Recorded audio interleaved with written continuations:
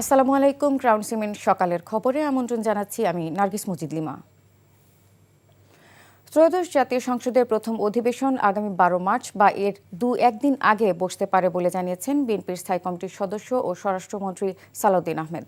শনিবার রাতে গণমাধ্যমকে তিনি জানান, জাতীয় সংসদের প্রথম অধিবেশনে স্পিকার ও ডেপুটি স্পিকার নির্বাচন হবে। সালাউদ্দিন আহমেদ জানান, এই অধিবেশনে অন্তর্বর্তীকালীন সরকারের সময়ের অধ্যাদেশসমূহ উপস্থাপন করা হবে এবং শোক প্রস্তাব উপস্থাপন করা হবে। ত্রয়োদশ জাতীয় সংসদে ইতোমধ্যে সংসদ নেতা হিসেবে বিএনপি চেয়ারম্যান তারেক রহমান এবং বিরোধী দলীয় নেতা হিসেবে জামায়াতে ইসলামের আমির শফিকুর রহমান নির্বাচিত হয়েছেন।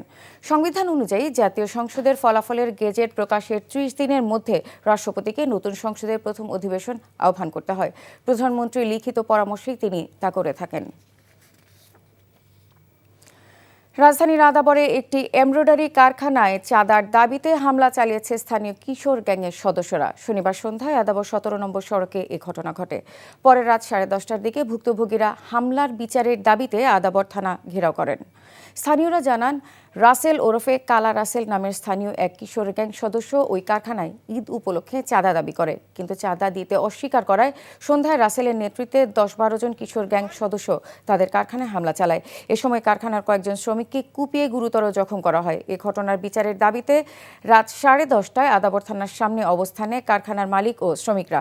পরবর্তীতে সেনাবাহিনী ঘটনাস্থলে গিয়ে পরিস্থিতি নিয়ন্ত্রণে আনে। ঘটনার পর ভুক্তভোগীরা মামলা দায়ের করতে রাতেই পুলিশ মূল অভিযুক্ত রাসেলকে গ্রেফতার করে এবং বাকিদেরও গ্রেফতারে অভিযান চলছে বলে জানানো হয়েছে।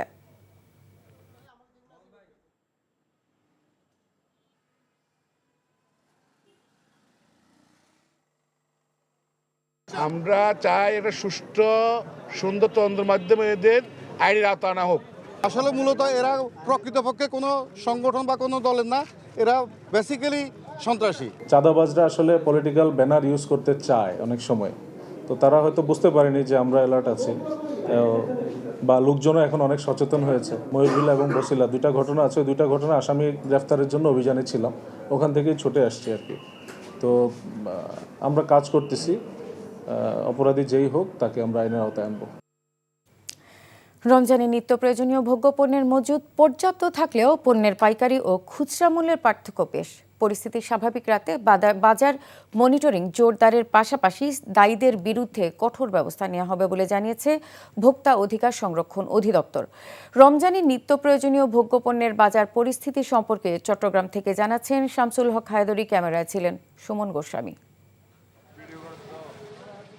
রমজান মাসে চাহিদা বাড়ে এমন সব পণ্যের বর্তমান মজুদ সন্তোষজনক, বরং কিছু কিছু পণ্য আমদানি হয়েছে চাহিদার তুলনায় বেশি। ফলে ছোলা, খেজুর, ডালের মতো পণ্যগুলোর দাম পাইকারি বাজারে গত বছরের তুলনায় কম হলেও খুচরা বাজারে তেমন প্রভাব পড়েনি। খুচরা বাজারে এসব পণ্য আগের দামে বিক্রি হচ্ছে। পাইকারি বাজারে যেখানে খেজুর প্রকারভেদে 150 থেকে 1000 টাকায় বিক্রি হচ্ছে, সেখানে খুচরা বাজারে এর দাম ঠেকেছে 200 থেকে 1200 টাকায়। তেমনি ছোলা পাইকারি বাজারে 70 থেকে 80 টাকার জায়গায় খুচরা বাজারে 80 থেকে 90 টাকা কেজিতে বিক্রি হচ্ছে। অথচ খুচরা বাজার আর পাইকারি বাজারের দরদামের পার্থক্য 4 থেকে 5 টাকা হওয়ার কথা। ব্যবসায়ীরা পর্যাপ্ত পরিমাণ পণ্য আমদানি করেছে রমজান উপলক্ষে। তা আশা করি সরকারের ওই যারা বাজার মনিটরিং তাদের কার্যক্রমগুলো শুরু করতে হবে। প্যাকেট দিতে হয়, আবার পলিথিন দিতে হয়, ওগুলো করতে তো খরচ আছে, 2 টাকার মতো খরচ আছে 1 কেজির পরে। এদিকে রোজার শুরু থেকেই বাজার মনিটরিং বৃদ্ধি করেছে ভোক্তা অধিকার সংরক্ষণ অধিদপ্তর। অসৎ ব্যবসায়ীদের করা হচ্ছে জরিমানাও। আমরা যখন দাম যাচাই করি, সেই দামও তারা সহনীয় মাত্রায় বলে। আমরা আবার যাব, আমরা তদারকি করব, আরো বিস্তারিত তদারকি করে আমরা আইনগত ব্যবস্থা যেখানে নেওয়া দরকার নেব এবং আমাদের তদারকি কার্যক্রম অব্যাহত থাকবে। খুচরা ব্যবসায়ীরা যেন অযৌক্তিকভাবে দাম বাড়াতে না পারে, সেদিকে সরকারের আরও কঠোর নজরদারির আহ্বান ভোক্তা সাধারণের। NTV news desk. সকালের খবর এটুকুই। এই খবরের ভিডিও সহ আপডেট জানতে ভিজিট করুন এনটিভি অনলাইন www.ntvbd.com। এছাড়াও এনটিভির জনপ্রিয় সব অনুষ্ঠান ও খবরের আপডেট জানতে ভিজিট করুন আমাদের ইউটিউব ও ভেরিফাইড ফেসবুক পেজে। 12টায় মধ্যাহ্নের খবর দেখার আমন্ত্রণ রইল। ধন্যবাদ সবাইকে।